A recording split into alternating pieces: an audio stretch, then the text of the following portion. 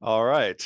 That sounds good. All right. Good evening, everyone, and welcome back to my studio. Thank you very much, Anna, for that introduction. And I would also like to share in that acknowledgement of country and send special acknowledgement and respect out to any First Nations people that might be joining us here this evening.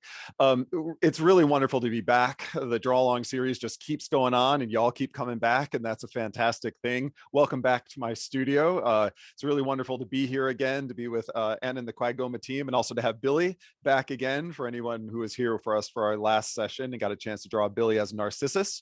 Billy's going to be doing some other acting for us and posing this evening, which will be really fantastic too. And hopefully, as we go forward and as all of the COVID sort of settles down and things get a little bit maybe normal. I don't know if normal's a value of ours anymore or not, but hopefully we'll be able to have multiple models again in the future. But just hang tight on that for now. But we are so lucky to have Billy, and she's gonna perform a few different roles for us here tonight.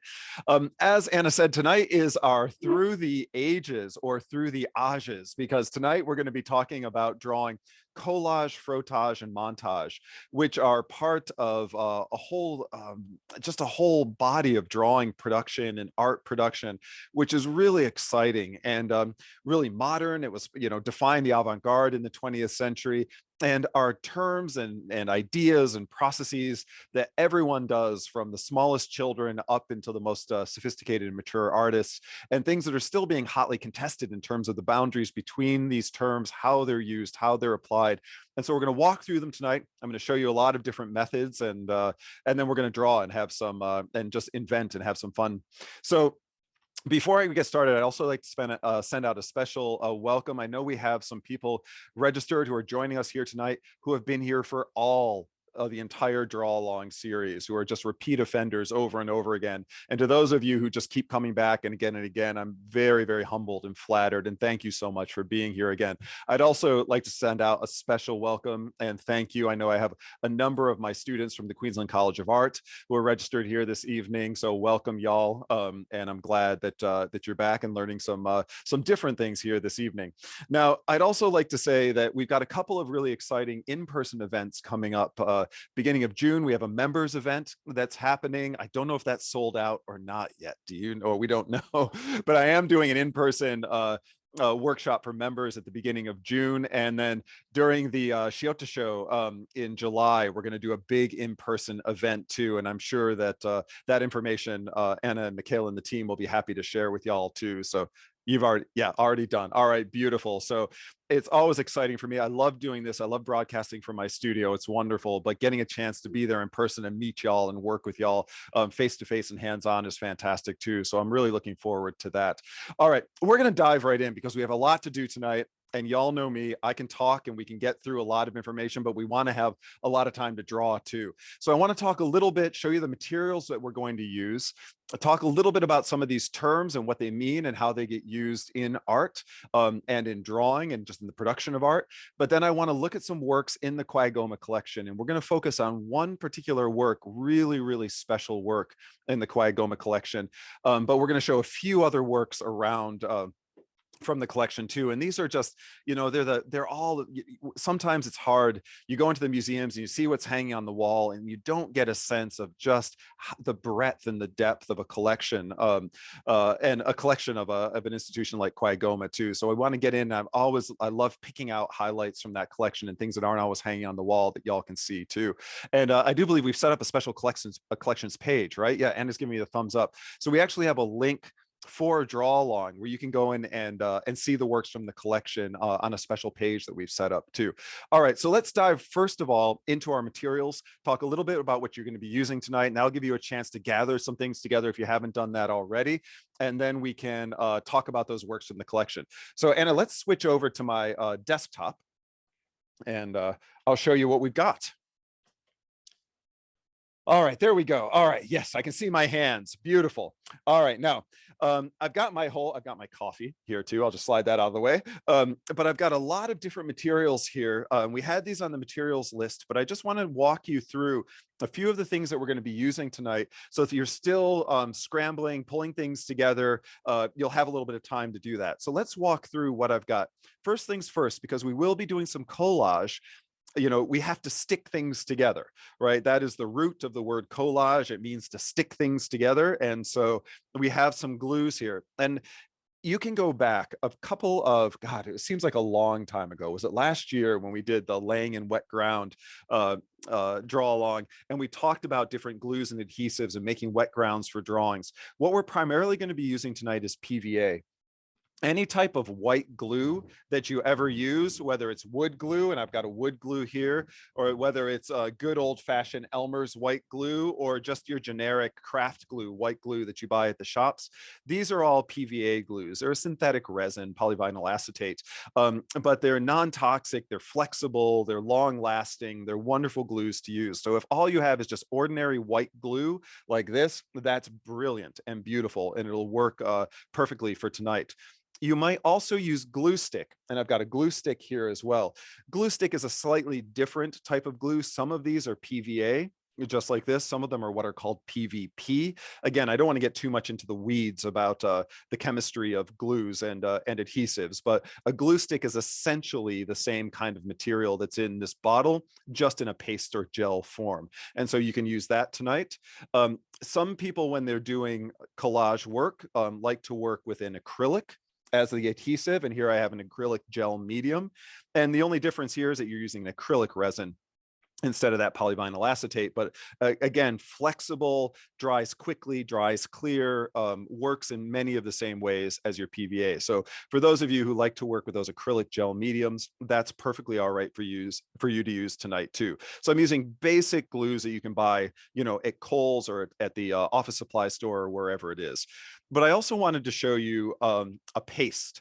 Now, really quickly, and again, I don't want to be redundant because you can go back and watch the old laying in wet ground video, draw along video, but true glues are made from animals. So you boil animal skin or bones and you get a glue, rabbit skin glue, fish glues, things like that. These are synthetic glues that use a synthetic resin, but you can also use paste. And here what I've got in this tube is a Japanese rice paste. And so this is made from starch. It's a little bit stuck. If I can get the lid off, there we go. And so you've probably seen wheat pastes, rice paste. These are just, they're really, again, good, flexible, fast drying, water soluble adhesives, but they're made from starch rather than being made from synthetic resins or from animal glue. And so these are typically used by printmakers, bookbinders, but they're also used in collage quite a lot. So that's just a paste, a rice-based paste, as opposed to the polyvinyl acetate glue. So that's what we're going to be using tonight. And again, no matter what you have to stick your stuff down, it'll work. So don't worry about that. I also have good old-fashioned tape. And something in contemporary collage, which is really wonderful, is that you can show your tape, show the mechanics of the adhesives and the way that it's put together. And that's actually quite a beautiful thing. I also have a little bit of water here and a brush. This is just a cheap craft brush, and I will be using the brush to spread my glue a little bit, and I've got the water just so it doesn't dry out, and I'm going to keep that off to the side. Now, other drawing materials that I have here, I've got a selection of pencils. I've got some soft pencils. There's a 6B pencil there and an 8B pencil, which is quite short, and I've got some harder pencils. That's an HB. I also have some crayons, good old-fashioned wax-based crayons here. So I've got a couple of crayons, and I also have a different type of crayon, what's called a China marker or grease pencil, which is again a waxy and greasy based drawing medium. So I've got all of those together. I even have a wax colored pencil there too. So I've got a variety of pencils, crayons mixed together, and I have some soft pastels. I've got chalk and soft pastel. And these were some of the optional materials that were thrown onto that materials list too. And I'm just going to be using white to keep it very simple for this evening. And then I've got a couple of erasers, vinyl, plastic erasers there that I can use. All right, so those are all of the basic materials. Now, cutting. For cutting your paper, I've just got a simple pair of scissors. Remember, don't use your sewing scissors for cutting paper. Paper will destroy them, as everybody knows. I keep them separate. I know that everyone out there knows to hide the sewing scissors from the kids. I also have a couple of craft knives in case you want to cut with a blade rather than scissors. and then a selection of different stock. So I've got some black cardboard and black paper that came from some packaging. I've got some what's called straw board, here sometimes also referred to as box board, just a simple card stock there. I've got some white drawing paper, couple of other pieces that came out of packaging. I've got some corrugated cardboard, just ordinary packaging there too, and even a little bit of board, paperboard, which is used for cereal boxes and things like that, which I've just cut out of food packaging. So I've got a selection of different materials here, which I can cut and paste together as we go through this evening.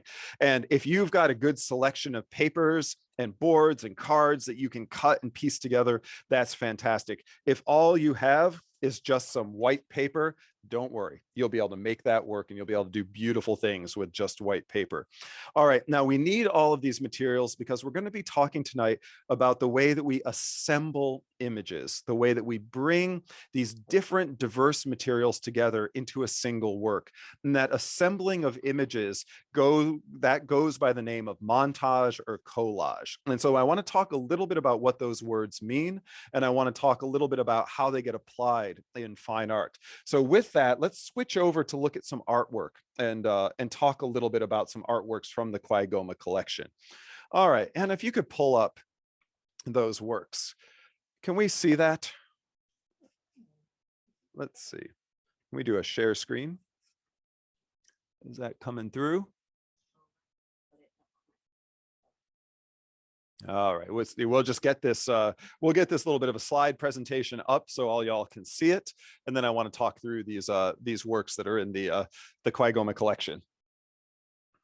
Oh, I see. That's my studio. Hey, my studio is looking good. All right. Yeah. Okay, and we're going to have Anna's just going to take over now and switch it over to the slideshow on her computer. All right, there we go. Are we still broadcasting? That's all right. That's all right. Anna's going to pull that up. While she does, I'll just I'll step back into frame here and talk because I can't help myself. All right. Oh, am I still on? Okay. So a few things that we're going to talk about. We're going to first look at a work by a Japanese artist, a really important work that's in the Quigoma collection. And that's the work that we're going to really focus on as our key work as part of the whole evening of drawing that we're going to do. And we're still working through this theme, through Draw Along for this whole year. We're looking at ideas of storytelling in art and the way that we tell stories, the way we tell narratives, the way we take old stories and recycle them and bring them into new contexts. And that's exactly what one of our key artists, Morimura, does tonight in the artwork that we're going to look at. But we're also going to show you some other examples, historical examples and contemporary examples that really show the history of collage and montage as methods. Are we up there now? Okay, that's fine. The frame looks great. All right. Okay, so what you're looking at on screen right there is a really, such a beautiful work.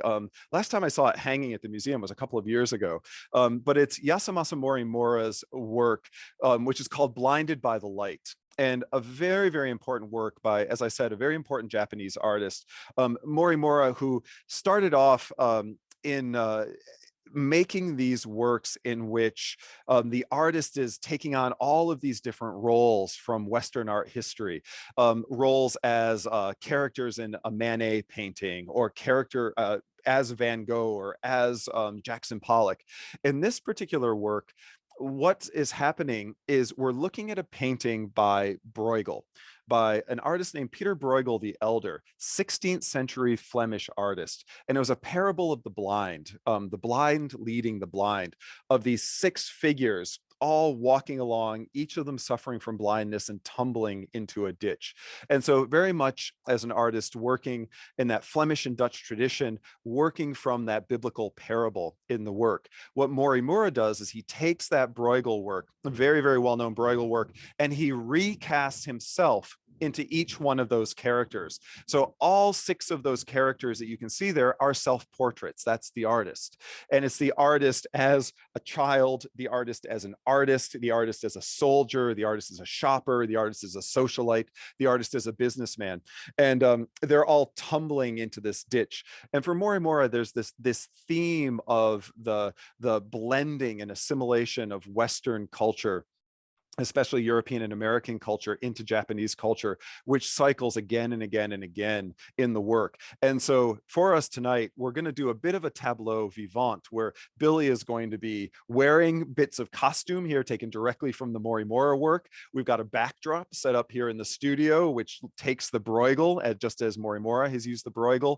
And we're going to be working collages of our own. Now, what you're looking at here on screen is amalgamation of different images brought together into a single picture, right? It could be referred to as a photo montage because you've got individual photos of Morimura, which are then taken digitally, stitched back together, and then assembled into a single work, which is then printed out as a C print. And so it's a very complex system, a very complex method of these multiple images coming together. And that's our theme for tonight, the way that we assemble and synthesize images. Now, if we flip from that to the next one, what you'll see in this next slide is a work by Juan Davila. Juan Davila is a Chilean-born artist, but working in Australia for decades and decades now. Really exciting artist who brings a lot of collage into his work. So let's define that word collage really quickly. When we talk about collage, what we're talking about, the word collage, a French word, or derived from a French word that means to stick together.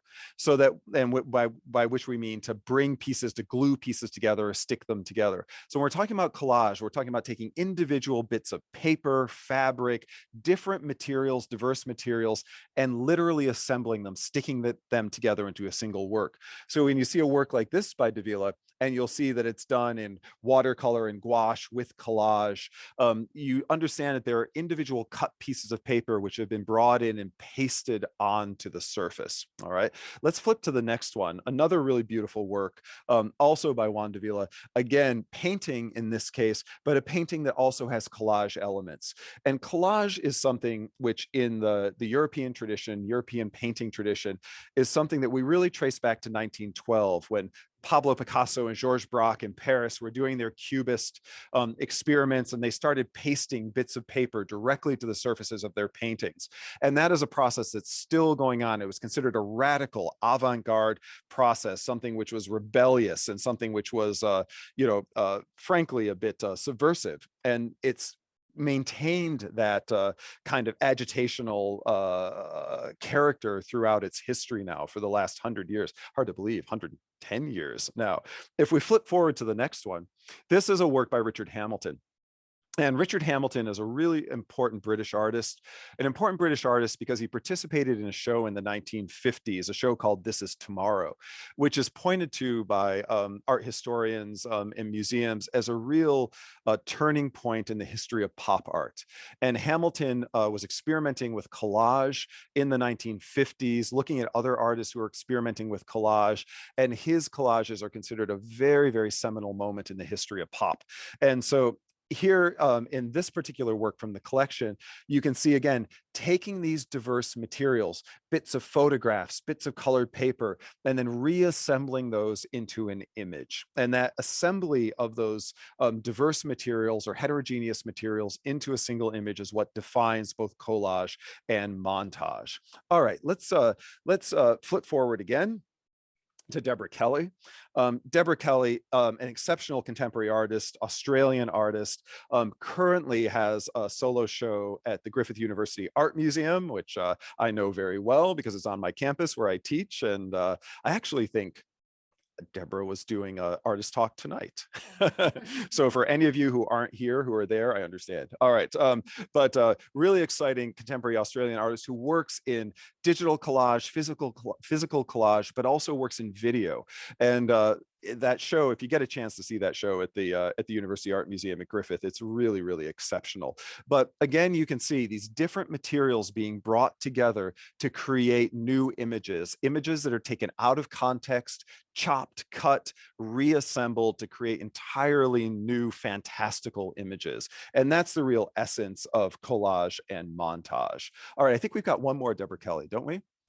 Yeah, oh, fantastic. And again, these are works in the QAGOMA collection, and just really exciting. You know, the Quigoma Collections page and its search function, you can get in there, you can find these works. They've got wonderful information about them, and you can really get in and have a look. So there's a couple of really beautiful Deborah Kelly collages to look at there. All right, excellent. Thank you so much, Anna. All right, can you bring it back to me?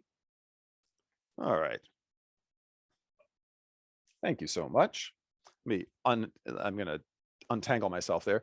All right, so when we talk about collage, I think that's pretty simple, right? We understand, we've all done it ever since we were kids. We cut things up, we glue them or paste them together in order to make new images, right? We understand that.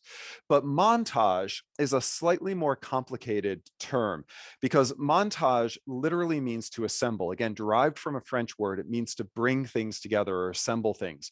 And in the 19 teens, a group of artists associated with the Dada movement and the Surreal movement began cutting photographs out of magazines, newspapers, or taking bits of photographs and assembling those together to create new images. And they refer to those as photo montage. Now, we think it was a collage process. They were cutting and pasting individual photos together, but that word montage, that assembly, again, of these diverse elements together into a single image is what really defines that practice.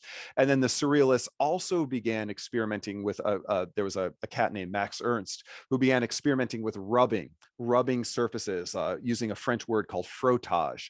And frottage means rubbing, and rubbing to get impressions of surfaces and building up these really, really strange and random surfaces in order to build images too. So collage, montage, and frottage. Now, collage and montage, oftentimes I'll have students ask, what's the difference? What's the relationship? There have literally been entire books written about the difference between collage and montage, or the lack of a difference there.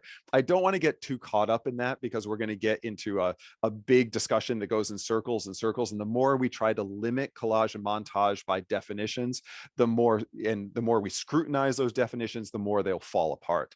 Understand that when we're talking about collage and montage, we are talking about assembly. All right, we're talking about taking these different diverse materials and assembling them together into new forms. Montage also has a very specific meaning within film history. The Soviets, you probably know Sergei Eisenstein and Zhiga Vertov and some of these early Russian filmmakers in the 1920s who were really experimenting with the way you could take literal cuts, right, cuts of film and tape them back together, splice them back together to create unified films or to change your impression of how one scene relates to another. And that art of editing is also referred to as montage. So that word montage and collage, we have literary collage, we have collage in music. Collage is a term that's applied in fashion. So these words really work across many disciplines, but I want to keep it simple tonight. I want to talk about collage as this process of cutting and literally sticking, gluing, pasting images together, and montage as this assembly of all of these different images and pieces into a single work, into a single drawing. And that's what we're going to focus on. In fact, a final thing I'll say about that is recently I read a really good article that just wrote collage / montage and just wrote that phrase throughout the whole article as if collage and montage are together, but not the same, but inseparable. And I think that's a really good way to think about it. All right, so let's get on to the actual methods that we're going to use tonight. I want to do a little demo for you, and then we're going to have Billy pop up here, and we're going to do a portrait of Billy to kick us off. All right, so let's switch back over to my desk. And let's talk about some basics now of collage methods, of cutting and pasting things together. And what I'm going to do is I'm going to start with a piece of, should I start with a piece of cardboard or a piece? I'm going to start with a piece of this straw board. All right, so I'm going to use this straw board just as my basis here to work on. I'll put a piece of white paper under it so you can see it quite clearly. Is that easier to see there, Anna? Okay, beautiful. Now, let's talk a little bit about gluing. and some of the different things that we do when we're gluing. You've probably all had the experience when you're gluing paper down, that paper can have a tendency to buckle and warp on you. And that's because when you put glue on the back of the sheet of paper, it's wet and the paper is starting to swell and expand, and then you're putting it down on a dry surface, and then as it dries it's trying to contract, and it can get really hairy. And you've probably all had this experience of getting very irregular collages. And what I want to show you is a really simple technique for collaging if you want to get very, very flat forms. So what I'll do first is, let's imagine for a second, let's take can you switch it over? Billy's sitting there now. You can see Billy, but let's switch it over to the camera. Say hi to Billy, everyone. Yeah, there we go. Beautiful. Billy will wave at everybody. Hey, Billy. But behind Billy, you can see we've done a little bit of a backdrop, which is referencing the Bruegel painting. And up in the upper right-hand corner is the silhouette of a church. Okay, you can bring it back to me now. So let's say I'm going to sketch in that silhouette of the church. All right. And I'm just going to do a little bit of a sketch there. It comes up, has a little bit of a triangular tower, comes down, and then goes into the form of the church. All right. Just like that. And I'm going to cut that out. Okay. So take my scissors. And I'm not even worried. The wonderful thing about collage is you can be quick, you can be loose, you can be as quick and loose as you are when you're drawing. So don't worry so much about staying in the lines or being too precise with it. Just have fun with the way that you cut and put it together. All right, so there we go. All right, I'm just going to come down and say, all right, there's my church. And I'm actually going to tear off the bottom. All right, nice. All right, so there's the silhouette of my church right there. Okay, now I'm going to glue it down onto my straw board here. Now, if I were to just put the glue on the back of this thin piece of drawing paper, it's going to buckle and warp a lot on me. Here's the trick right here. My trusty 99-cent spray bottle from the discount store just has water in it. And what I'm going to do first is, this is the front of my piece of paper here. I'm going to hold it up, and I'm going to try not to aim at my desktop here, but or my webcam, but I'm just going to give it a quick spritz there. And you can see what'll start to happen as I hold it, right, is it wants to curl, right? Because one side of the paper now is damp, is wet, but the other side isn't, which is the same thing that happens when you put glue on it. So I've put that on one side. Now what I'm going to do is I'm going to take a little scrap here of board, and I'm going to flip it upside down. Now, when I wet the back of it, the whole piece will relax. So I'm going to take my white glue now, and I'm just going to put a little spritz, hopefully, if it comes out, there we go. A little spritz of the white glue on the back. Don't need too much. Doesn't take too much to hold paper down. I'll hold that up for you. Can you see that all right? All right. And you can already see the piece of paper is starting to relax as it absorbs that very, very gentle spritz of water. Now I'm going to take my brush. I'm going to just knock off the excess water from my brush there. And I'm just going to very lightly spread that PVA glue. And you can see now why I'm using a little bit of backing paper or a backing board, because that glue is going to get all over the backing board as I brush across it. But you can also see, even though, again, this is a very thin piece of white drawing paper, it's just a piece of sketchbook paper, it's actually sitting really flat. It's not curling and distorting and all of that, because I've dampened the front and now I've dampened the back. So it's got an even amount of moisture in it. And then I can come back over here to my straw board. And I'm just going to start at one edge, put that down, okay, and then just lay it down. I'm going to take another sheet of paper, lay it over the top here, just give it a rub. There we go. All right, and if you've done that, if you've dampened very, very lightly, don't soak that piece of paper. If you've dampened it very lightly and then glued it, again, this is just cheap, grocery store bought children's craft glue. It will lay down as flat and as beautiful, with no bubbles, no buckles, no warping, none of that. And it'll sit just so beautifully there on your sheet of paper. All right. Now, when it comes to collage, what we really want to explore is playing with all of these different shapes and forms. So now I've got some black paper here, and the way you can bring these different shapes and forms together in order to assemble an image, right? So I might take that church and maybe I'm going to do it a second time. All right, so now I'm going to just cut again. Okay, another steeple there for that background. Not worried about it being the same exactly. There we go. Maybe I'll even keep the base on it this time and think about how that might interact with the first one. I'm starting to think about composition and graphic form and the way that they work together, right? So maybe I want to overlap it. Maybe I want to push it to the side. You can also see that I'm overlapping the edges. Again, collage is this wonderful and wild medium that can really break outside of the borders of your format in the way that pencil or charcoal or other materials can't. So again, if I were going to paste this one down, I would use exactly the same method, whether I was using PVA, acrylic, or the rice paste. I would first dampen the front with a quick spritz of water and then glue on the back and set it down there. But I want to show you something else too, which is really interesting, which is now that you've got this collage on the surface like that, you can also create a frottage, because now there's a difference in the surface, right? This piece of paper is slightly thicker, right? And so it's not sitting on the same surface as that straw board behind it. So if I were to do a rubbing of this, it would actually pick that texture up. So let me grab another sheet of paper now. Okay. So I've got another sheet of white paper here. And if I were to lay that sheet of paper over that and take one of my crayons, you could do this in pencil, I could do this in charcoal, but I'm going to do it in crayon. So here I've got this blue crayon and I start to rub now. That's frottage.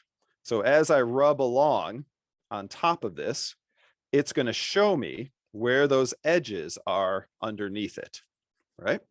Is that showing up all right over there, Anna? Okay, I'm getting thumbs up from Anna there. All right, thank you. Now, this is a really wonderful thing to do with collage, because what it enables you to do is assemble in the negative, right? Because now you've got a perfect impression of the layer that you already have down there, which means now what I would be able to do is cut this out. And if I cut this out, it will perfectly match the one that's already there. Okay, so let me do that.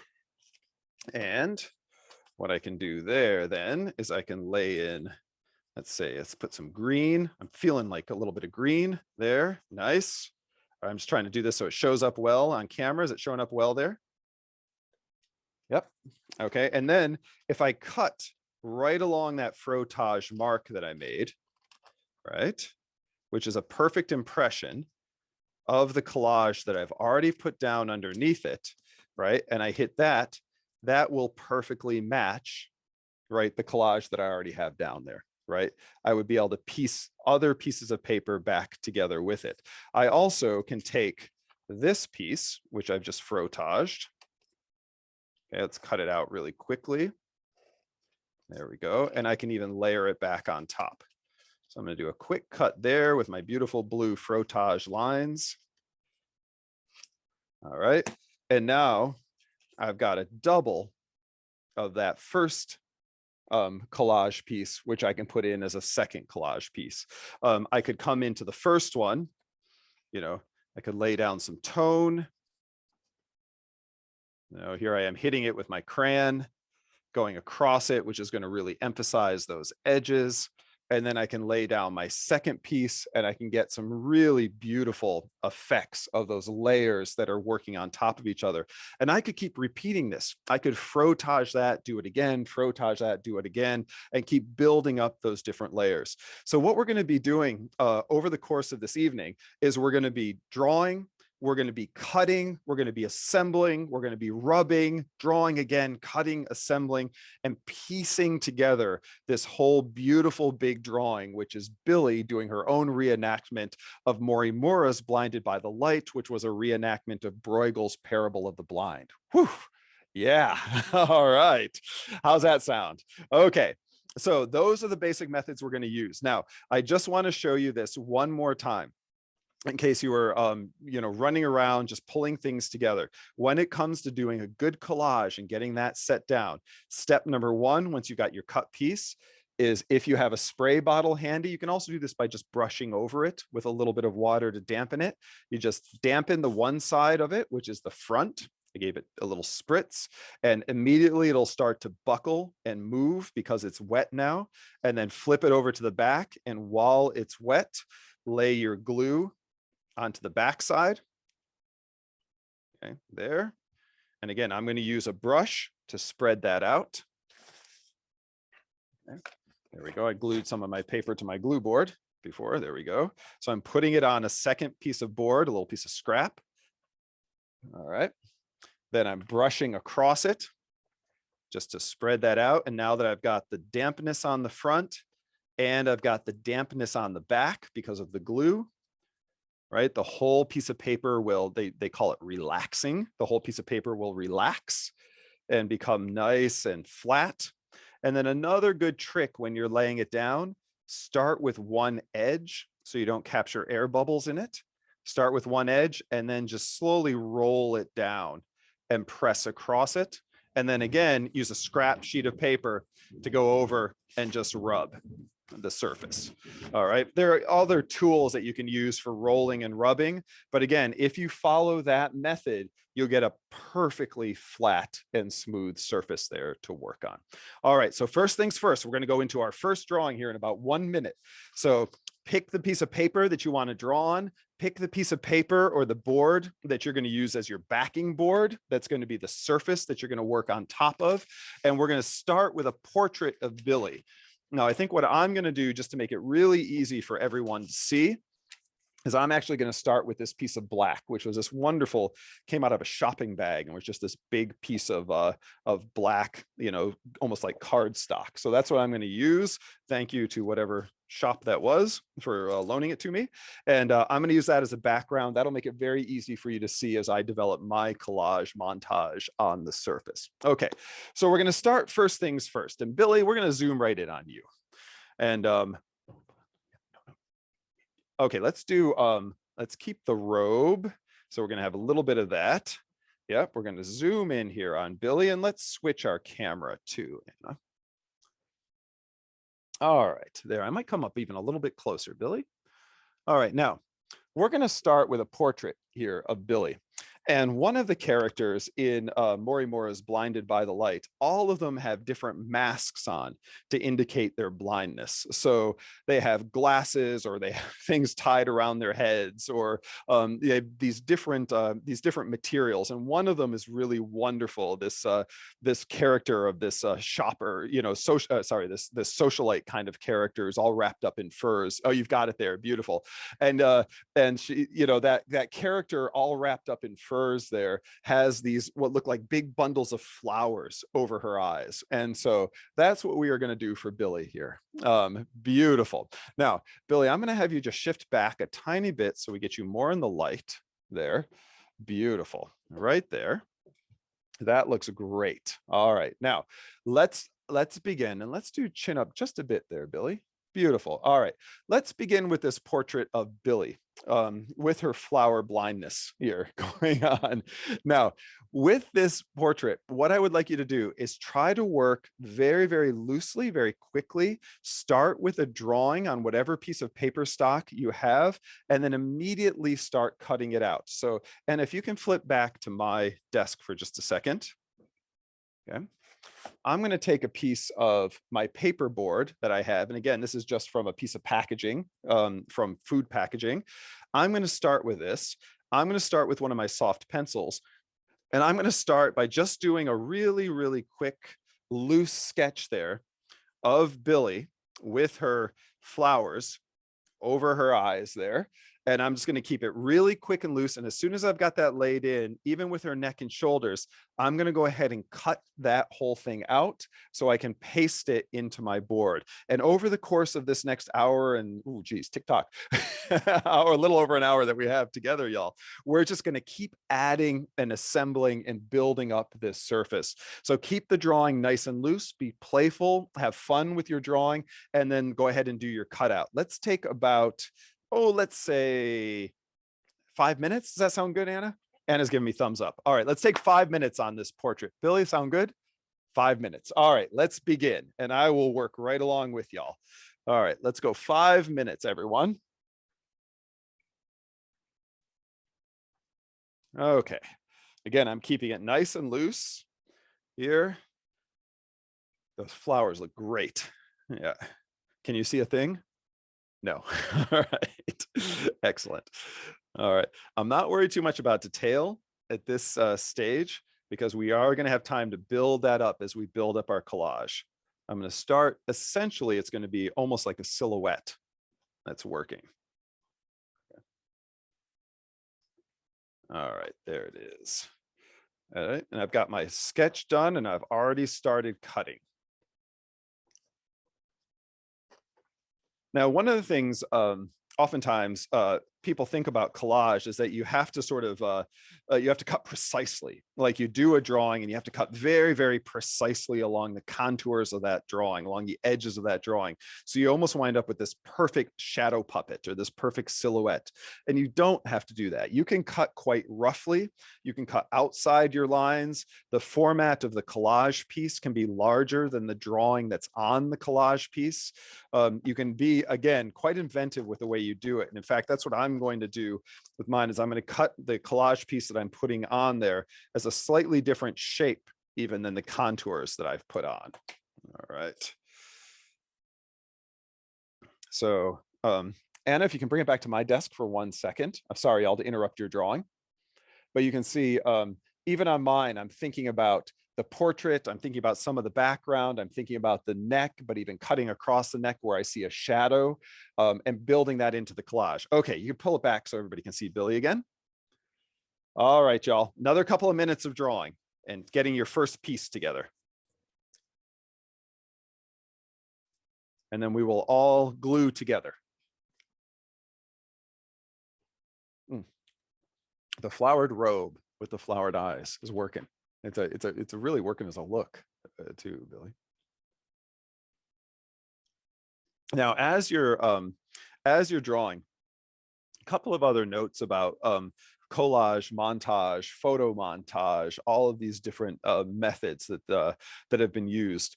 You know, one of the things to think about is why this was such a sort of radical and subversive gesture at the time that collage and montage started to be used.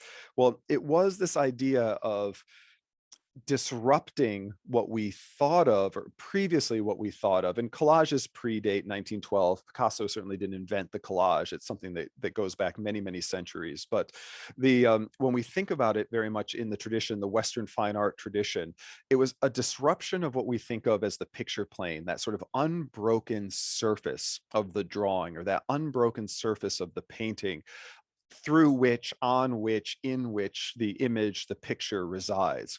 Collage disrupts that, right? Collage is so apparent as a material that sits on the surface, is literally glued on the surface, that it disrupts that sense of the homogeneous plane, picture plane in which the image lives. And that was what was really interesting, but it also then became a political metaphor. It became a social metaphor for ways of disrupting power, for ways of disrupting tradition, and it has maintained really that sort of ethos for the last 110 years, and it still goes on. All right, you have 1 more minute here to get your first portrait of Billy done there. All right, and we are going to do another drawing of Billy with her flowers over her eyes in just a moment as well, and we'll do a full body standing pose in a moment, which we are also going to add to our collage. All right.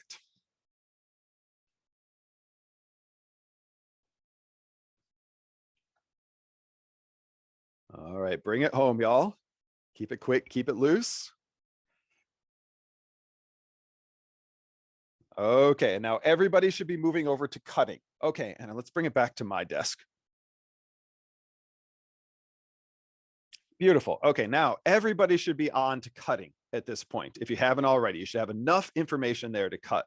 Some of you might have really just exaggerated the flowers and done amazing things with the flowers. Some of you might have done a more sort of conventional portrait, really tried to depict Billy as you saw her. However you've done it, that's perfectly all right. Now you've got a decision to make, which is a compositional decision. You've cut out that piece, or you're in the process of cutting out that piece. You have your format, your board that you're starting with. And again, I'm starting with this black piece of card. Now you've got to decide, and this is part of the beauty of collage, is you have all this freedom. How is she going to sit? I think I'm going to orient my entire drawing this way. We call this landscape, a horizontal orientation, versus portrait, which is a vertical orientation like that. I'm going to keep it as a horizontal landscape orientation, but now I've got to decide. I could be very conventional and sort of tuck her up into the corner, just like that, where the corner of that card matches the corner of that card. Or I could overlap that edge completely and have her hang off. Again, the wonderful thing about collage is how you can play and invent within this space. But I think for this one, I'm going to start, because it's the first one. An old narrative tradition is to show time passing by things moving up the frame. So I think I'm going to start with this first one with Billy right down at the bottom, just like that. Now I'm ready to glue. So again, I'm going to go through this process where I'm going to spritz first. All right, so I've got my spray bottle. I'm just going to move it off camera a little bit so I don't spritz all over my things. I'm going to spritz the front really, really quickly. If you're doing graphite or crayon, that little bit of water will not hurt your graphite or your crayon drawing at all. I'm going to take my piece of scrap board, which I have here, flip it upside down there. Maybe I'm doing a bit of a unintentional advertisement for not so healthy cereal, breakfast cereal there. All right. We'll have a little bit of a forum on parenting later. All right, nice. Okay. All right. All right. Then I'm going to knock off the excess water from my brush, and I'm going to do that same thing again, where I'm just going to brush right across. And the important thing here too, when you're hitting collage, if you want it to lay really, really flat, is that you really get the edges, because the edges can curl on you or start to peel on you a little bit if you only put your glue in the middle or swirl your glue in the middle. I also want to get a nice even coat so that there aren't really, really heavy wet spots and other spots that are dry. Because again, if you have that variation, that's what'll cause your paper to buckle or warp. All right, so I've got that. Got Billy there, and I'm just going to go ahead and pop her right down. Nice. And again, I'm going to put another piece of paper over the top, and I'm just going to smooth that down. Put a little bit of weight on it, not too much. There you go. And those should be really, really well laminated together there. All right. If you get a little bit of excess glue anywhere, you just give it a little bit of a wipe, and that's fine. All right, PVA makes a good ground, so it won't hurt at all to work on. All right, and that's it. And I've got a good laminated first layer there. All right, so everybody working along with me at home, hopefully you've glued down your first piece. Now, I'm not going to worry at this stage about drawing more into this, all right? I'm just going to leave that as it is for right now. And then I'm going to move on to my second drawing, and then we're going to do a little bit of frottage and cutting of the second drawing, which will be really interesting. Okay, Billy, we're going to do a standing pose next. And before we switch there, Anna, I'm going to pull out just a piece of white drawing paper. All right, white cartridge paper. So I've got just an ordinary sheet of white cartridge, and I'm going to do my next drawing on this ordinary sheet of white cartridge paper. And I'm going to do this next drawing in a little bit of crayon. So I have both a colored pencil here, which is wax based, and I have a China marker grease pencil, also wax based. So I have those two, both different types of crayons, and crayons. No, sorry about my accent there, y'all. I say it with one syllable, but that way I'm going to get a nice dense black drawing this time as opposed to that graphite. All right, so I've got those ready to go. Now let's switch back here, and I'm going to move our camera so everybody can see Billy. Okay, let's go robe again. Robe again. Yep, for this one. There we go. Beautiful. All right, sorry about the shaky camera, y'all. Let me just get it organized there. Beautiful. All right, yep. All right, now in that beautiful Morimura work of the Blinded by the Light, if we take a look at our figure there, if we're counting from the left, and you've got the child figure, then the artist, then the soldier, then the shopper, and then the socialite. We're going with our socialite wrapped up in furs with with her flowers, but we're going to just work with our robe here, and we're going to have Billy there wearing those. Yes. Yes. Give me the question.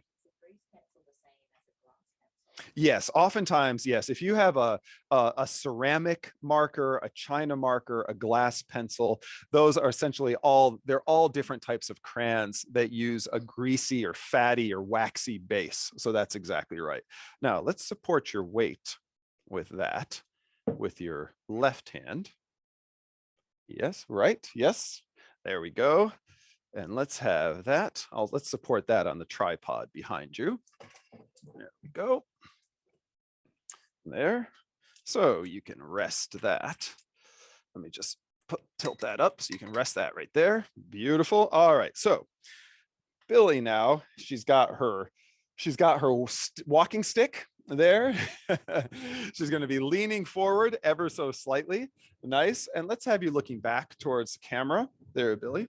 Perfect. Oh, look at that. That looks dynamite. Right on. Okay. We are going to go really quickly again. All right, Billy. So we're going to go 5 minutes on this. Sound good? I'm getting thumbs up. Well, a nod. All right. So let's go 5 minutes. Now, again, keep it quick, keep it loose. Think about the scale that you're working, because now the scale of this drawing is going to relate to the scale of the surface that you're adhering it to, that you're sticking it down to. So I'm thinking about my paper. I want to get her whole body in there this time. So I've got my white drawing paper. Again, we're only going to go 5 minutes. It's going to go quickly. And I'm looking at her overall gesture. I'm not going to think a lot about detail at this point.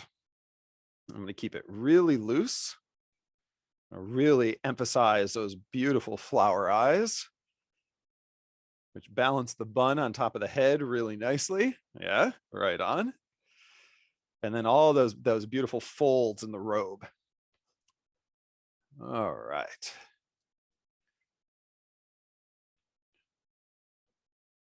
Nice. All right. And again, keep it quick and loose. We'll cut in just a minute. All right. And I'm going to even pull that stick, walking stick, off to the left. There. And I'm even going to put her other stick there in her right hand.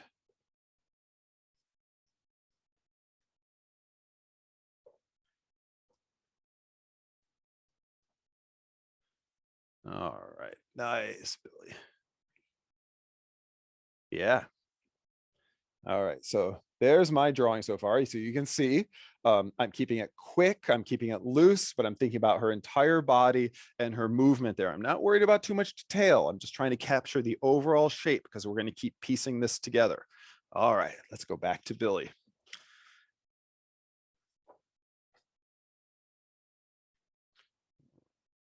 And I'm going to go ahead and cut now while y'all are drawing, so that I can talk to you in just a minute. And again, I'm going to cut it really, really quickly and loosely. I'm not worried too much. If anybody else is already on to cutting, great, go for it. But again, I'm not going to be super cautious about following my lines, because I think the cuts have as much of a gestural quality as the drawing has, I should say, it's all the drawing, have as much of a gestural quality as the crayon marks have. All right.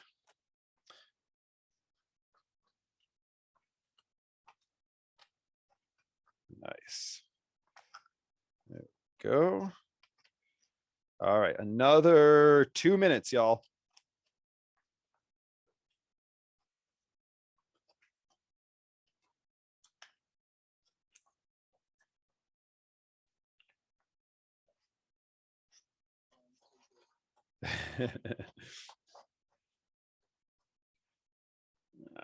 There we go. Beautiful. And again, I'm slicing and dicing. I'm not being too too cautious about the way that well, I mean, don't cut y'all cells, but I'm not being too cautious about the way that I'm cutting that out. Okay. No, last minute, y'all.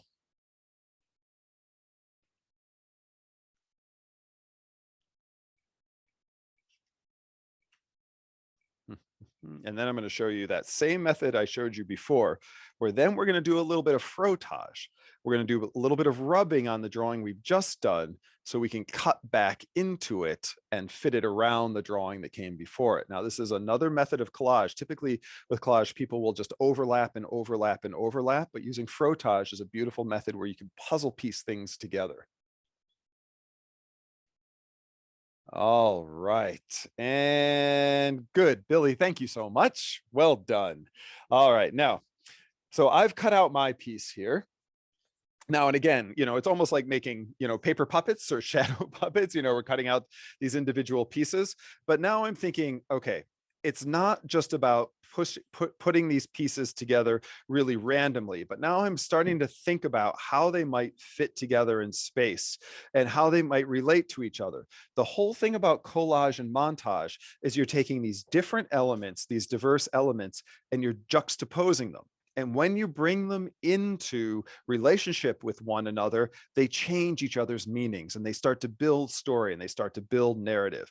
So I'm trying to think, again, I'm just having a bit of a play.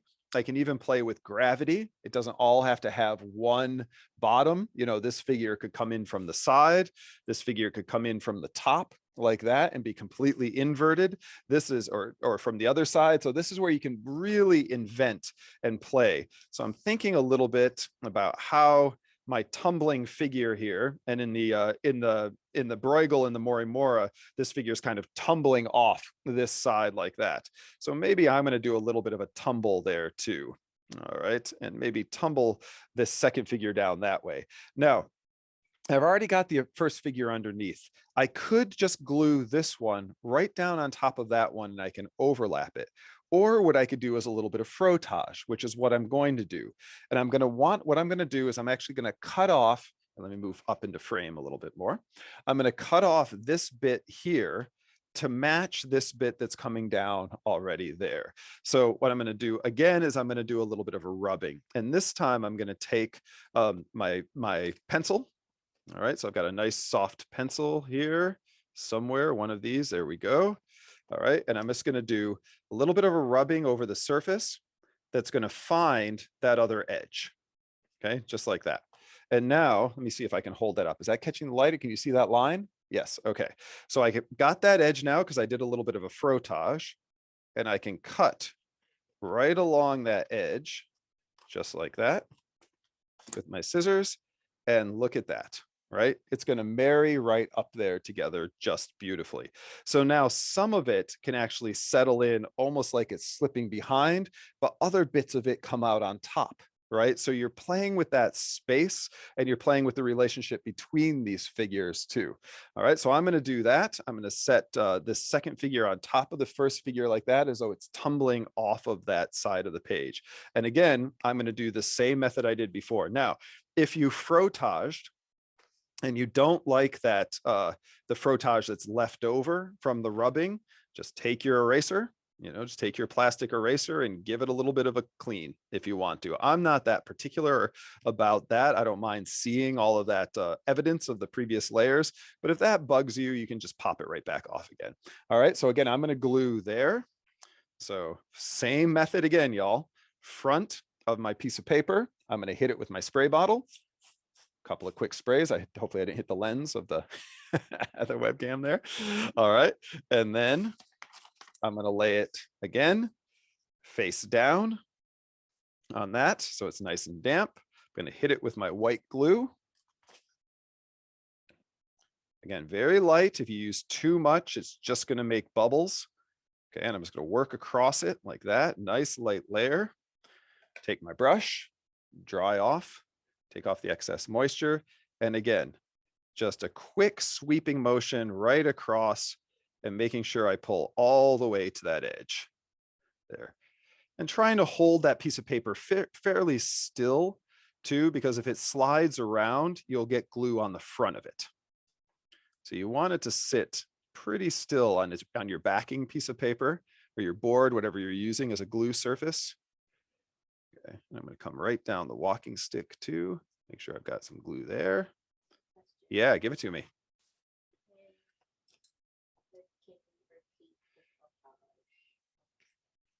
Yeah, oh, absolutely you can. Yeah, the frottage will work to rub again and again and again, because the frottage, you will be amazed at how sensitive that frottage is, at how sensitive it can capture detail. Even the thickness of a piece of paper is enough for it to frottage really beautifully.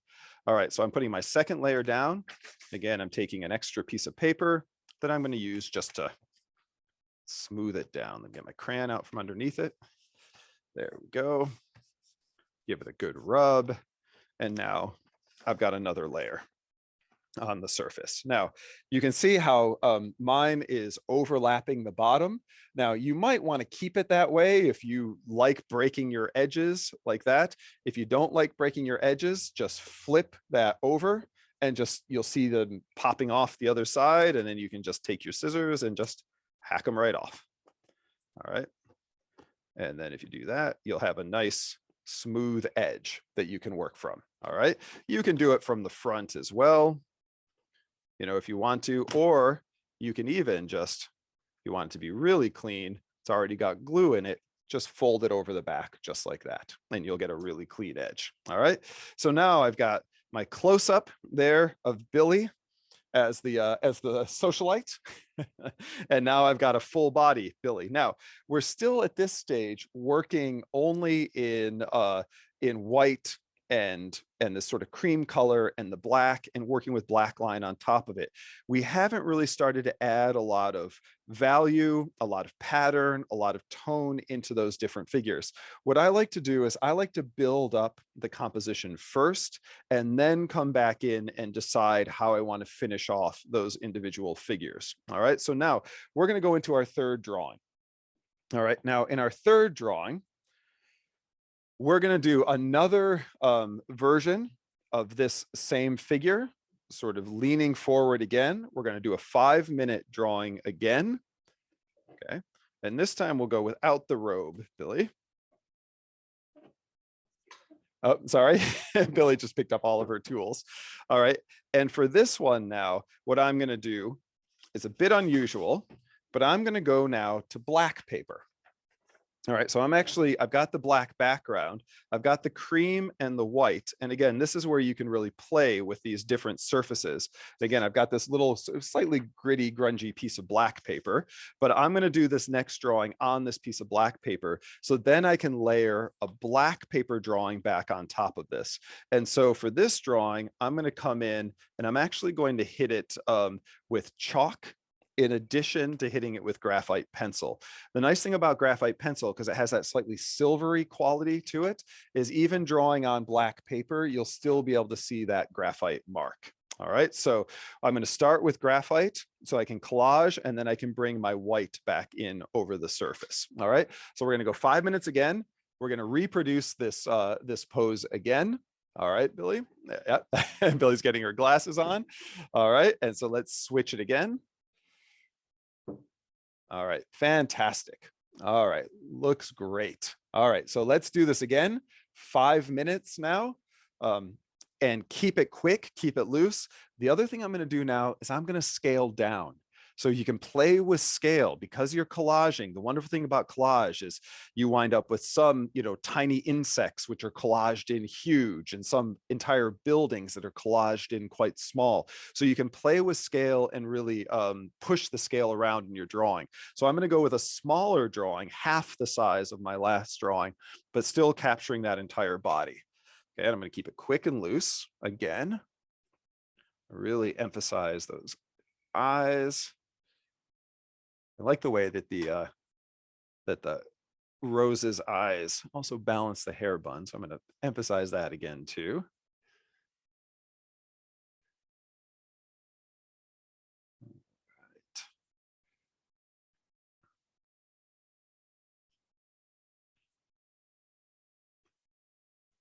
go. And I'm keeping it again, pretty quick, pretty loose. And I'm not even drawing the entire body, just doing a piece. All right, and if any other questions come in, Anna, feel free to just relay them to me. I'm happy to grab them. All right. There we go.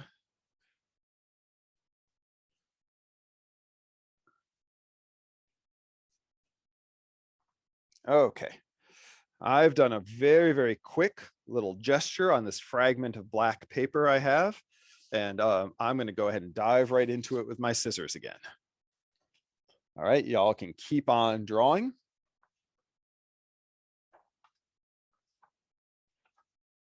All right, and we got another 3 minutes to draw. Yeah, give it to me.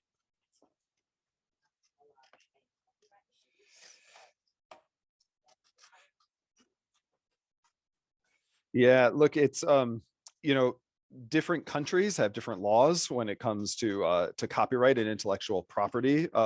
You know, it is something where there is a long tradition of just taking bits and pieces from popular magazines, newspapers, things like that, and collaging them together. There's always a standard applied of the work being significantly different, you know, or a new work being created. But you do have to be aware, especially if you're using other artists' work, you know, photojournalist work, things like that, you know, things that that are, you know, themselves products of intellectual property. There is definitely an issue there. And it is something that, you know, certainly the pop artists who were using collage were exploiting in terms of using a lot of icons, brands, you know, images of very recognizable celebrities, things like that. And artists did get, you know, sued for it. You know, so it is fraught, you know, and that is I think not necessarily you know, I wouldn't call that a problem or disqualifying. I'd say it's part of the medium. You know, some of the earliest you know, sort of experiments that the Russians were doing in film is they were just taking pieces of other films, not even films they themselves had made, and we were recutting them and piecing them back together to see how they could change the meaning, you know, and invent entirely new narratives and new films, new meanings from pre-existing films. So a big part of collage is the, you know, is this assimilation of culture into new forms and new materials, but it is definitely an issue. Yes. And there isn't a simple answer or formula, or I would give it to you, I promise. All right. Okay. You can do as many drawings of Billy as you want, though, right? They're all yours, y'all. All right. Okay, let's finish this off. 30 more seconds, y'all.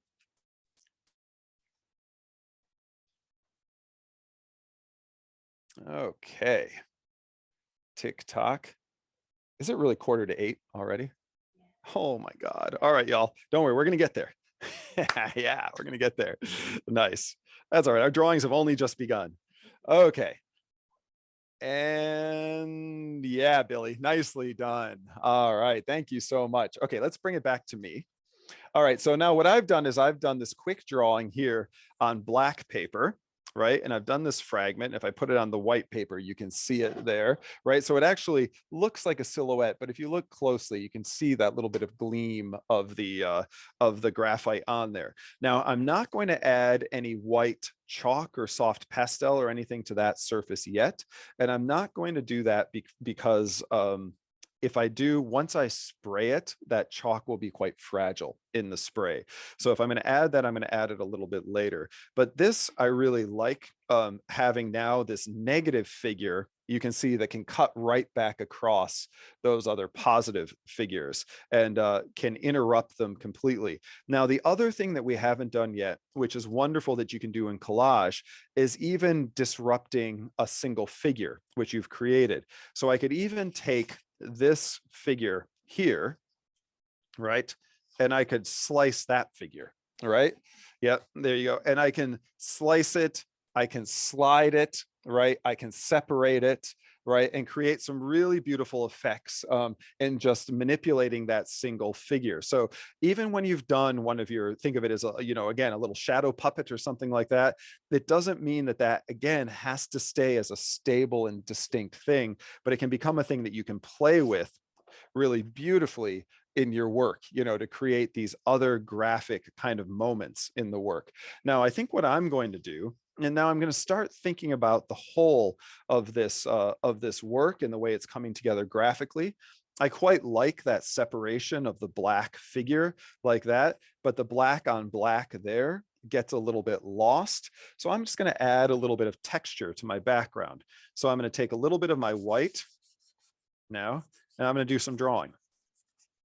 All right.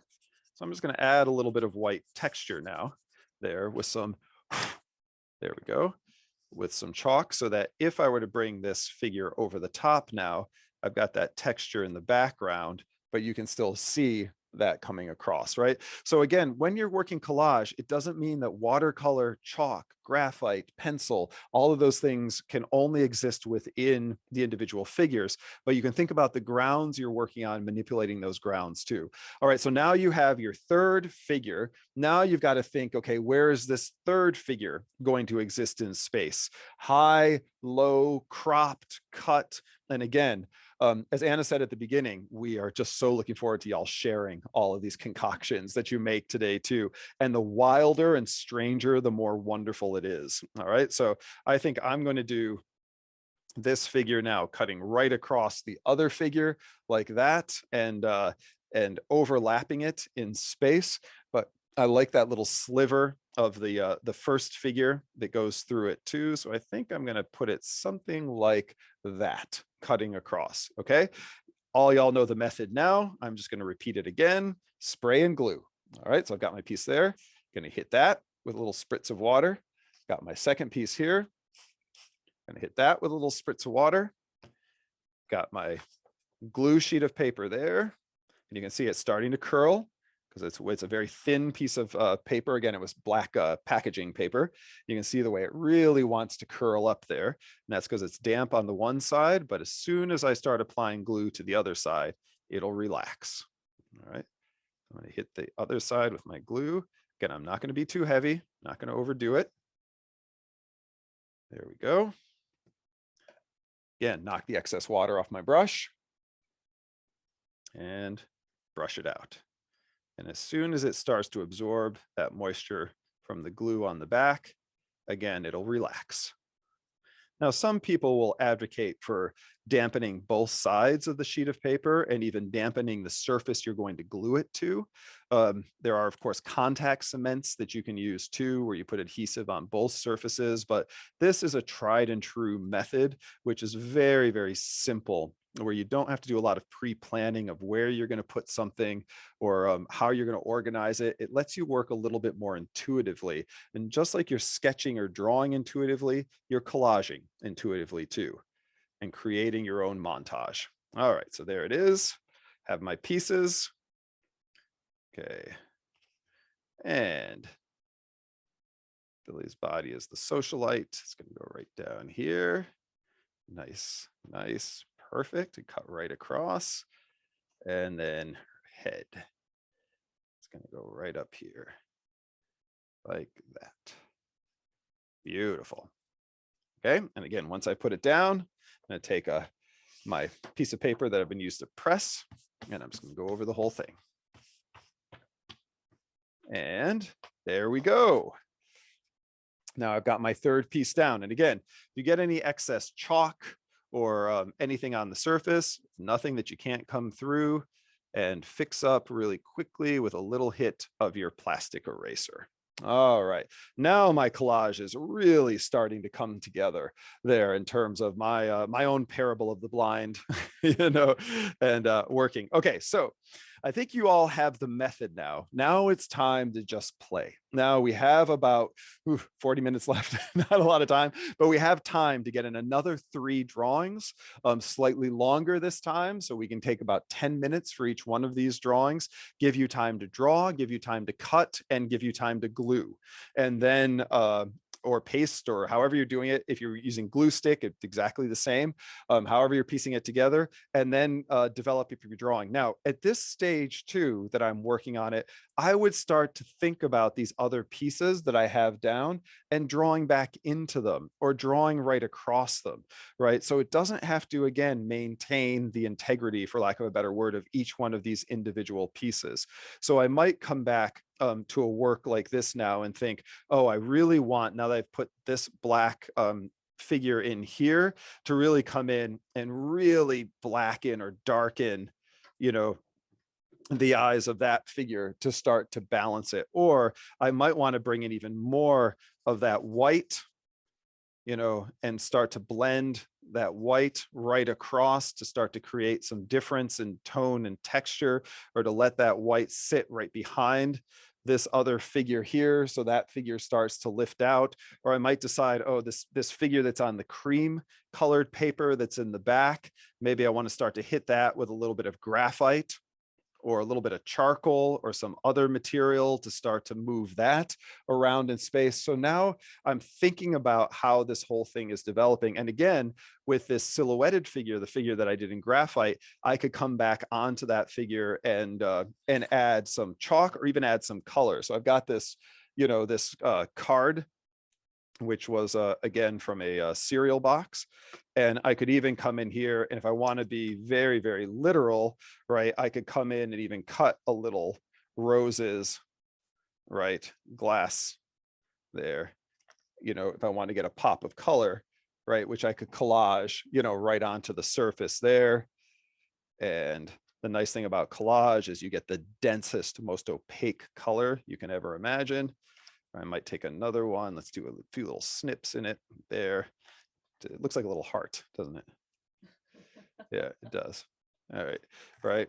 And then this could actually become, right, those roses glasses that are sitting on there too. And I could paste those down onto the surface and change again the whole feel of it. I could repeat that red in all of the glasses and start to create a pattern across the surface. Again, it's now just a matter of playing and you know, concocting. Again, the wonderful thing, collage and montage, is assembly of all these different elements into a single work. Okay, Billy, we are going to move on from our socialite character to our shopping character. And the shopping character, the one that's kind of in the middle, she's actually the fourth from the left, who has this bow strapped to her eyes. As you can see, it looks a bit like a bow tie, has a flower in the center and a white strap that goes around. And Billy is setting it up for us right now. And we are going to come zoom back in. This time, Billy, I'm going to have you just face this way just a little bit. Yeah, sorry, you can't see, can you? All right, so let's switch back to Billy now. All right, yeah, nice, looking good. All right, I'm actually going to come in a little bit tighter on you. Yeah, let's see, I'm going to come in a little bit tighter. That's looking good. All right, nice. Yeah, it's casting a really nice shadow. Yeah, yeah, really nice. And then let's come back this way. Oh, sorry, to your left a little bit. Not quite that hard, coming back to the middle. So looking 3/4 to your left a bit. Yeah, beautiful, just like that. All right, nice. Okay, let's go again now for this portrait of Billy. All right, nice. And for this one now, we're going to start with the portrait. Then we're going to go on to the full body with the robe, and then we'll go on to the full body without the robe. So you'll be able to assemble again. Now, there's two ways you can go about this. You can do that as 3 individual works, or what I'm going to do now is I'm going to do the head, then I'm going to do part of the body, and then I'm going to do the other part of the body, and I'm going to actually assemble those 3 pieces into a single figure. All right, so first thing I did was 3 individual figures overlapping, cut against each other, frottage. Now I'm going to take the 3 and assemble them into a single figure, but you approach it the way that you want for this, but keep adding to that same surface you've been working on and developing that surface up. All right, let's go 10, less than 10 minutes, a little less than 10 minutes on this one, y'all. And of course, I'll talk as we go. All right, now, As you're gluing too, something that will happen occasionally is you'll get a bit of glue on the surface. If you get a little bit of glue on the surface of your drawings, a very slightly, you can use a damp brush or you can use a damp rag and you can just wipe it back off again while it's still wet. Once it dries, the thing about all of acrylic glues and PVA glues is one of the things that defines them is that once they're dry, it's done. Right, they're totally waterproof, right? That you can't dissolve them again with water. That's the big difference with starches, like rice glues and wheat glues. Like the Japanese glue I showed at the beginning, that rice paste, is those are water soluble. They will dry and they'll form a really good bond. But if you re-wet it, it'll get soft again and it'll come apart. And again, that's one of the reasons why oftentimes when you're dealing with artworks, prints, books, things like that, there's a preference to use those starches. But then you have the added issue that they're also they can react to humidity. They can react to, I mean, right now, as those of us who are in Queensland know that everything's damp and everything's been damp for weeks now. I don't think we'll ever dry out. But they're very, very sensitive to those kinds of that kind of moisture in the air and humidity. So those are things to be aware of if you're working with the acrylics or PVA glues. Once they're dry and they can't be re-wet again. If you're dealing with starches, once they're dry, they can be re-wet and lifted again. All right. And I'm talking, I'm not drawing. Okay, here we go. We're already 3 minutes in. I'm just talking. Okay, I'm going to pick, what kind of paper do I want to use?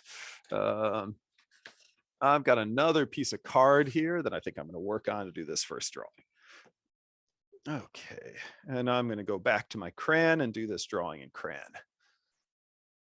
All right, I've got a slightly different view than the audience has. I might draw from the screen over there, so I have a similar kind of a view.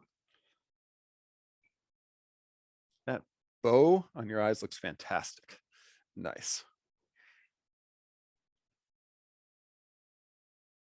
All right, and again, I'm keeping this quick, keeping it loose, because really until I've put it together with the rest of my montage, until I've collaged it together with the rest of the image, I'm not entirely sure how much or how little information I want there. And for me, it's important to build these things up as a process and be really responsive and change as the work changes.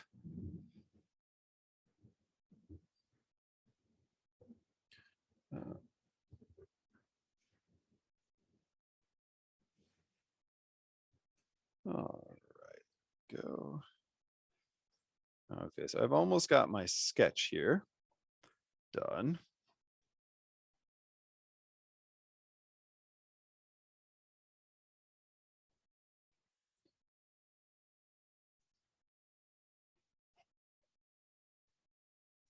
This first figure, and I have decided that it's huge. Huge, Billy. I'm going to scale down, I think. That first one was too big.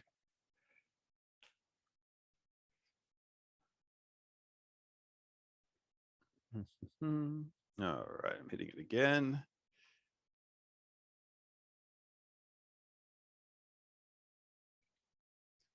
All right, let's go. You're halfway there, y'all. And again, we're going to take this 10 minutes, but we're also going to be cutting and gluing. So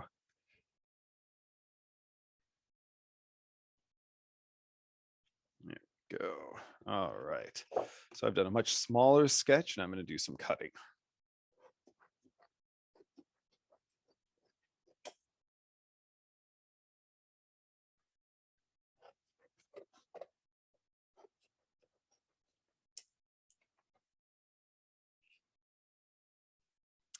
Okay.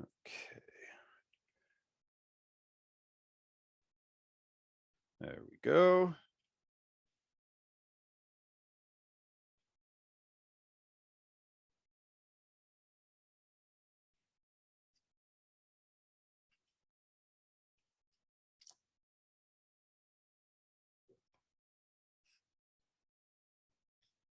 All right, now You should be thinking about bringing this drawing to a conclusion, the drawing that you're doing of Billy's portrait, so you can think about how you want to cut it and how you want to start to assemble it back into the rest of your drawing.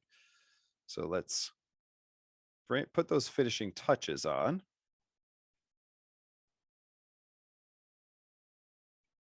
And then piece it back together.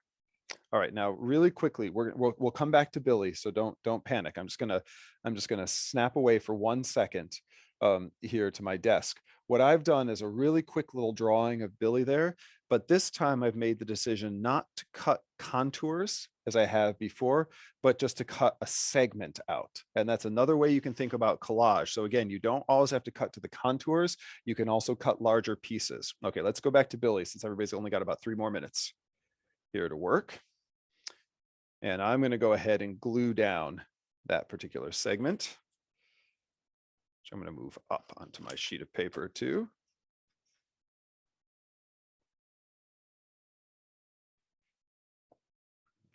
Right. You'll hear me spraying there in the background.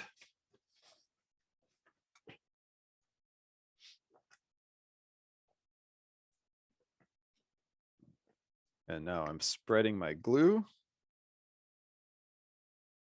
Again, less is more. You just need a very thin layer, whatever kind of glue you're using. It's a really nice thin layer.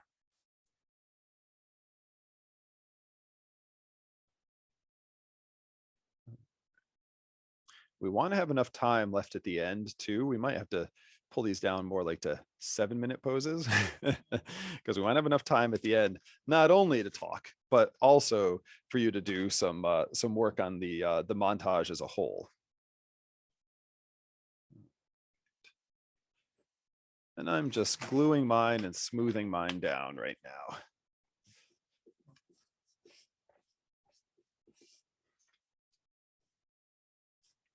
All right, and everybody else, you've got about 2 more minutes.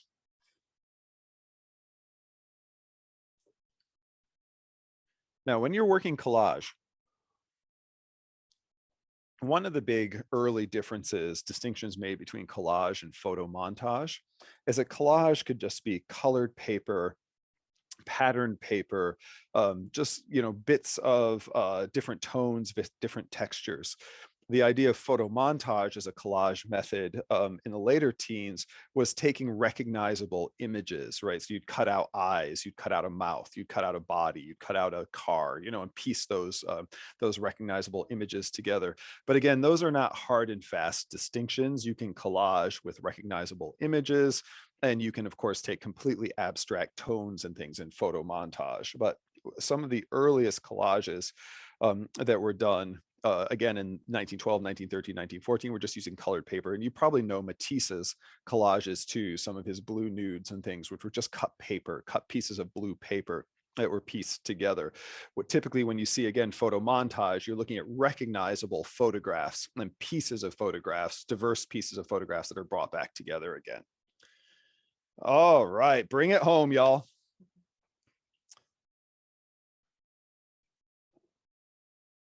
And that should be good. All right, Billy, thank you so much. Nice. Okay. Thank you, thank you, thank you. And Anna, can you bring it back to me for a second here? All right, here I am. Okay, nice. Okay, sorry. I'm up a little bit high there. How's that? Is that better? Okay, now we are most of the way there, right? We've only got about 25 minutes left, but we're going to pull this whole montage together in this last 25 minutes. Our key now is to start to think responsively. This is something I always preach to my students: responsive drawing.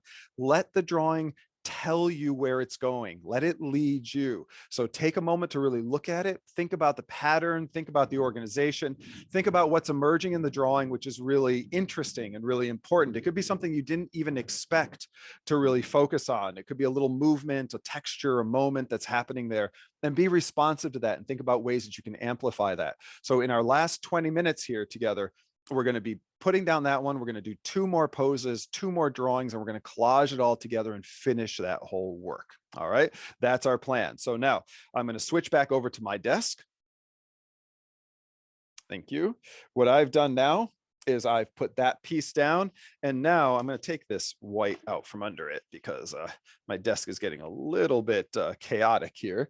But that whole collage is starting to come together. I'm starting to think now about the relationship between this figure, this original figure here in the background is really interesting to me now, because I had that original rose glass there, which is now almost completely vanished, but I quite like it. And so I might actually bring that back. So again, if I wanted to bring that back, I could do that again through frottage, right? So I could actually take another sheet of paper there. I could rub to find the edges of that and then piece it back in, or I can be much more free than that. Again, I could take just something like red. Here I've got a red crayon, right? And again, it's just a child's crayon, and I could frottage, or I could just bring a little bit of that red in, and then I could even bring a little bit of chalk over the top to create kind of wash of pink there. So it has a little bit of texture like a rose. And now, you know, I might think, oh, I really want to emphasize that original sort of shape that I had there, like that. And then just piece that piece right in there, you know, on that hip. So again, I'm thinking about the total work and the way all of these individual pieces are working together. And I can continue to overlap, I can continue to frottage, I can continue to build onto them. So I'm going to be doing that at the same time that I'm developing up this second drawing. Okay, Billy, we're going to go to a full body robed now. All right. And in this full body robed, we are going to do our second pose, right? And the stick's going to be coming out the other way this time. So let's get your tripod ready here over on this side of you. There we go. All right, nice. All right, and if we look back at the Morimura work again, you'll notice that in the Morimura work, this shopping figure is a really dominant figure right in the center, is both getting sort of pulled forward there, and all these shopping bags sort of hanging off of her body. So we're going to put that stick forward just like that, and we're going to get feet together. There we go, just like that, and leaning forward. Beautiful, beautiful, beautiful. Let's get our camera set. Nice. Got it. It looks like you're actually interacting with my skeleton there too, you know, which is great. All right. Looking good. Okay. Yep. One arm back, one arm forward. Okay. Beautiful. Oh, Billy. Yeah, I think up is great. Are you good there? You can shake it out and relax it if you need to as we go. Okay.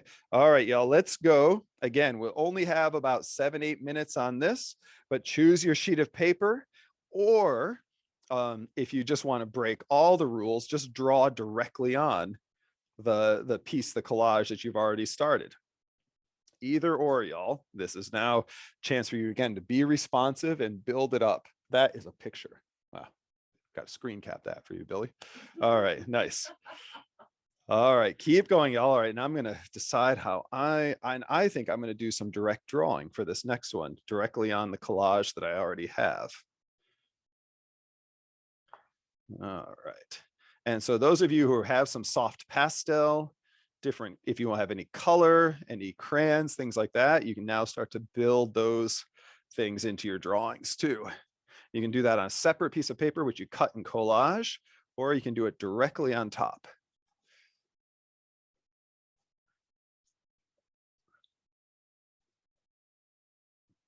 Right, nice.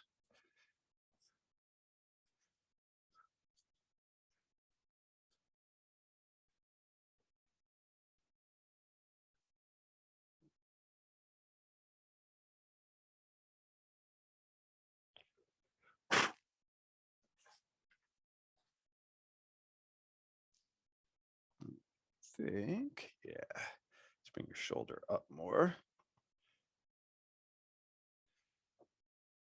All right, so I'm just playing, changing, sliding things around, moving things around to deciding what I want the overall look of this parable to be.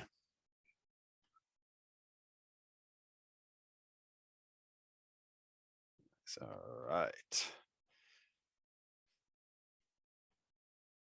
All right, we're good. 5 more minutes.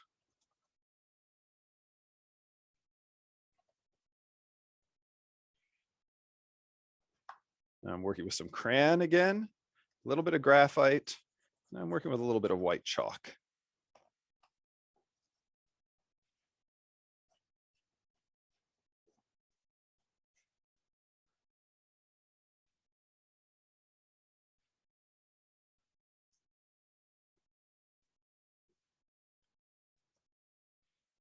Okay, nice.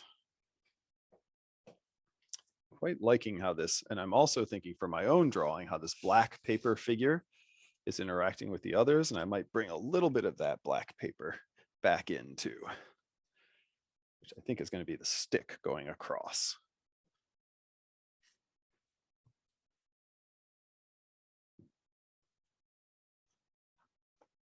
Now, as you're working, anytime you're working with collage or montage too, there are methods of working in which you reassemble the entire work into a single coherent, unbroken surface again. So there is a very popular way of working, of collaging different pieces together, different figures, working on individual pieces of paper, and then putting those pieces to paper, putting those pieces of paper together using collage methods, but then at the end, going back and redrawing or retracing over the entire surface to create a single image again, which could be then done in paint and watercolor and drawing or whatever it is. So that is a method which is very much akin to what happens in what is called digital montage, contemporary digital montage. And when we talk about the digital and computers, something I haven't really talked about too much here this evening. In fact, I don't think I've even mentioned it once. But of course, when we're dealing with the digital, we're dealing with different types. We're not dealing with physical collage or physical montage. But of course, when you think about working in digital programs, you have the metaphors of collage, right? You have a scissors tool, a knife tool, you cut, you paste, right? We all know you control C, or control X and then control V, right? And so, and we understand that you're not actually cutting anything, you're not actually pasting anything, right? It's a metaphor of collage going on in order to create the digital montage, right? That single image made up of all of those different digital pieces. So there is a way that you can carry this method through to the digital, but there's also a way that even in the physical, artists have used for a long, long time, where they piece these different works together into very elaborate montages, but then they redraw the entire thing as a single coherent work. And that's you can imagine if you had to do a work that brings together 10 figures, 15 figures, 20 figures, and landscape and objects and all of those, that doing that as a collage first and then using that as the basis for a drawing makes a lot of sense, just as a practical method. All right, Billy, you good for about another minute or two? All right, good. Keep going, y'all. Keep going. All right, I'm going to add a long stick in here on mine. There we go.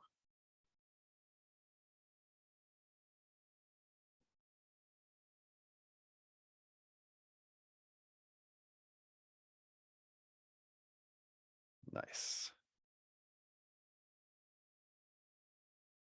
Will the I've got a question. I'm going to ask Anna a question since she's sitting over there. Will the collections page tell the last time the works were shown? I'm not sure, because I'm trying to remember the last time I saw the Morimura hanging in the gallery. Yeah, it tells about the acquisition of it, but I'm not sure if it does. Okay, just curious. And my memory is not that good, unfortunately. All right, there we go. That's cutting across. All right, and I'm reserving, and I'll show you mine in just a minute, y'all, but I'm reserving till the end the ability to come in and really do a lot of direct drawing for the final pose into this final section of the drawing that I've established here. And I'll show you what I mean after y'all are done drawing in just a moment. Okay, yeah. All right, so bring that home and then you'll have time to cut and collage in just a minute.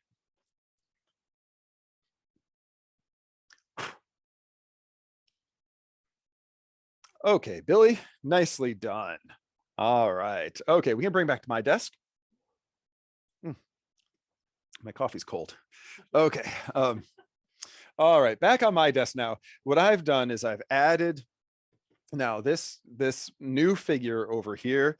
I've brought in another piece of paper going across because I really like that stick, you know, in the parable, in the Bruegel and in the Mori Mora, they're all sort of tumbling and pulling one another by their walking sticks. And I really like that pattern of the stick going across. And I'm actually, you know, I'm tempted to bring another one of those sticks going across, so it creates this horizontal, or you know, slightly, you know, slight diagonal that goes all the way across the image, because I could see that cutting across that part of the image there too, in the way that those sticks create a pattern in the original. But the other thing is, now I've created this wash over on this side, so for the final pose I'm actually going to come back in and do some more direct drawing right on top of the collage in that area. But for you, direct drawing, frottage, collage, working in the negative, working in the positive, overlapping. This is your final, we're in our final 10 minutes here. So this is your final push to really pull this whole drawing together. And again, be inventive, take risks. You know, that the thing about a collage is you can't ever break it. You can just put more onto it. All right. Okay. So Billy, we're going to hit that same pose again, but disrobed this time, but with your bow eyes. All right. And then for everyone out there, you've got about 10 more minutes of drawing time to pull the rest of this together. All right. So I'm just going to trim up my walking stick here. There we go. Billy's going to get herself set. And then I'll get the camera set and we will dive right in. High, low. I'm going to have to decide. Yep. Last time it was shown 2015 in the exhibition Make Another Future Japanese Art After 1980. Oh, okay. That's right. The Japanese art show, 2015. God, I cannot even believe that was 2015. That's 7 years ago now, y'all. Holy cow. Does 2015 feel like 7 years ago? That was a while ago. Yeah. Yeah. I always tell my students, whenever I say last year, I mean 2015. Yeah. Okay. All right.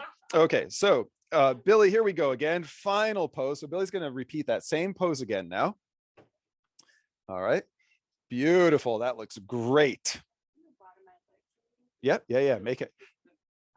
Yeah. Yeah. Just make sure you've got balance there. Yeah. Perfect. Okay. Looks great. I'm going to tilt the camera a little bit so we make sure we get your foot there. Is your foot cut off? I know everybody out there loves drawing feet, wants to draw the feet. So I don't want to cut those off. There we go. Perfect. All right. Here we go, y'all. Our final push here. We've only got about 7 minutes on this drawing. Pull it all together. All right, nice.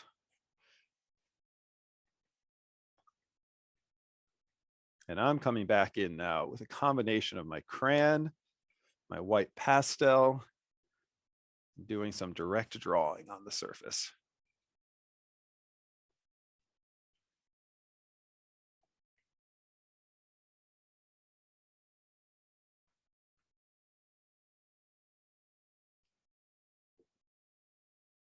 And oftentimes the combination of collage and drawing coming together, or collage and painting, collage and photography, it's that combination of different forms which can really give it so much power. Yep. Oh, a little bit cut off. Okay. Yeah, let me just move the camera back a bit. Yep, I can do that. Pull back so everybody can see. How's that better? Okay. Nice. Thanks, y'all.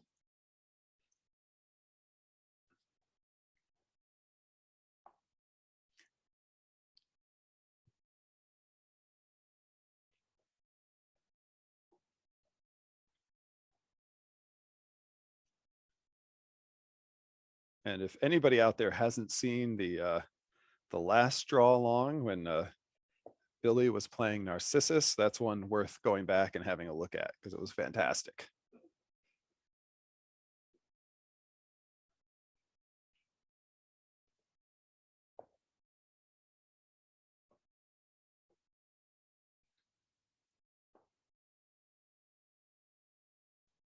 All right.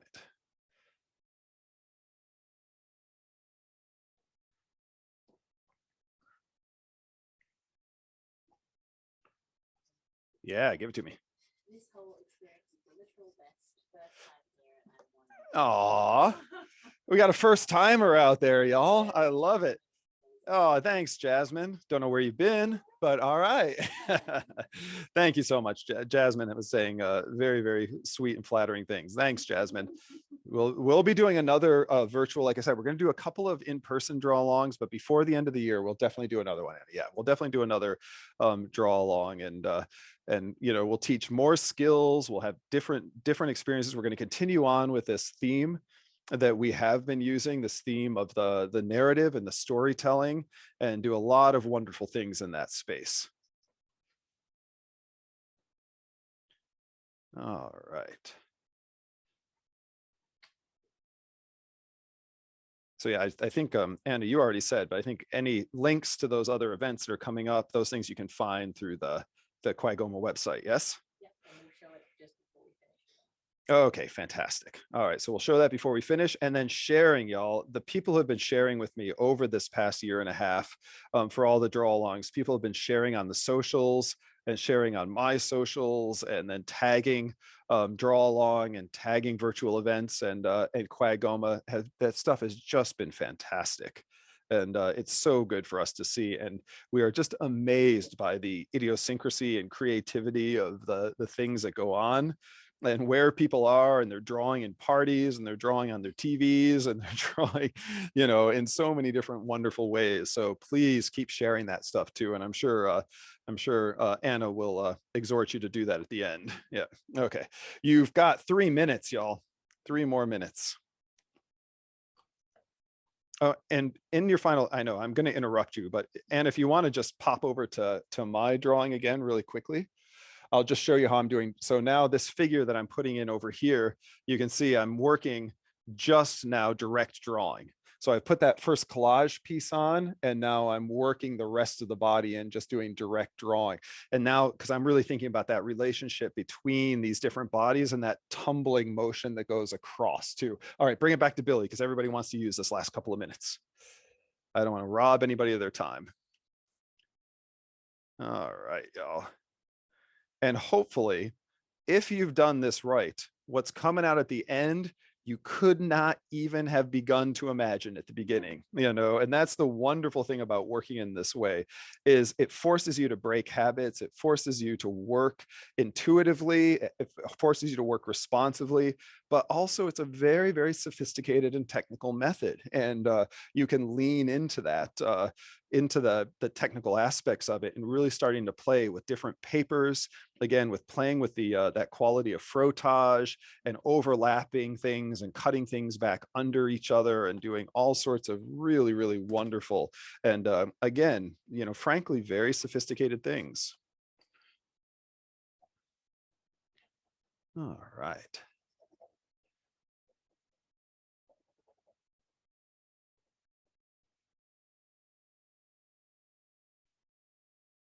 And I'm going to give y'all 2 more minutes.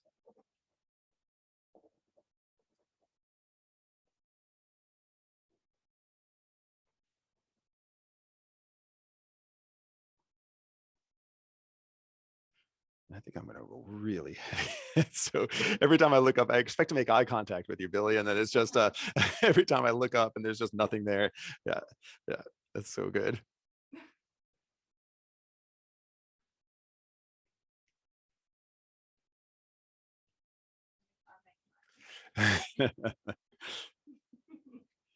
I'm teaching masking right now to my drawing students at QCA, and the life relationship between drawing and masking, and life drawing and masking is such an important aspect of contemporary work. Okay.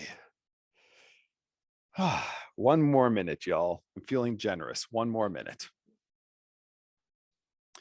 Believe it or not, when we first started doing these draw alongs, they were only 60 minutes. They were only 1 hour. And then I know that was rough. And then we thought, oh, okay, maybe we'll try 90 minutes. And then no, 2 hours is this is good. Still goes quick, doesn't it?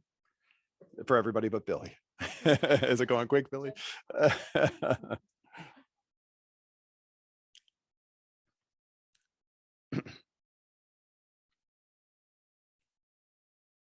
All right, 30 more seconds, y'all. The lighting is fantastic on screen. My view, because I'm slightly off center from where the camera is slightly different from what y'all are getting there at home. But the lighting on there is just gorgeous, sculptural, so clean. All right, wherever you are in the world, wherever you are online right now, at the end of every life drawing session, it is customary to say, thank you, Billy. Bravo. All right. I'm sure there is applause coming at you from everywhere. Really, really well done. Look, I wanted to go back into my first figures that I laid down there, y'all, but we ran out of time. But Anna, you can pop it back over there. I'll slide my thing so you can just see a little bit of what I got there on the end over on this side. And given more time, I think that this relationship between this figure and the silhouetted figure and this figure over here is coming together really nicely. And I would probably have come back into my robed figure with some of the same texture and drawing I put here and brought that over there too. But this pattern, again, the collage gives the pattern of the black, the gray, the white, the cream, the textures. That's what makes collage and montage such a beautiful and exciting method. So I hope you really enjoyed your own version of Morimora's Blinded by the Light based on Bruegel. Let's bring it back to me here, Anna. I'm going to lift up the camera so everybody can see me. Can everybody see me? Am I there? Yeah, I am. Okay. All right, y'all. I cannot believe our 2 hours flew by that quickly. Hopefully everybody, while I'm talking right now, is madly cutting and sticking and drawing and gluing and finishing these things up. And as you bring them together, as you bring them home and finish them, just share them, please share them with us. It's also, you'll be surprised at how many other people who have been participating here this evening will look at other people's drawings. Also, QAGOMA has been collecting all of these drawings. We've been doing through all of these draw alongs, and they put together a montage of all of these drawings, which is really fantastic. And I'm really privileged because now that we've been doing this since the start of COVID, we've amassed an amazing catalog of drawings from all over the world for all of these different techniques, and people oftentimes experimenting with modes of drawing, methods of drawing, techniques of drawing, and applications that they had never done before. And that's part of the freshness and part of the excitement of the drawings that are coming out of this. So hopefully you'll think about collage and montage, think about frottage, think about how all of these ages can work together. And really, thanks, y'all. Thanks for being here with me tonight. I'm going to turn it back over to Anna here in just a second, but it's been my absolute pleasure again. And thank you again to Billy. Thank you to Anna and the QAGOMA team. And I'll see all y'all next time. All right. Thanks very much.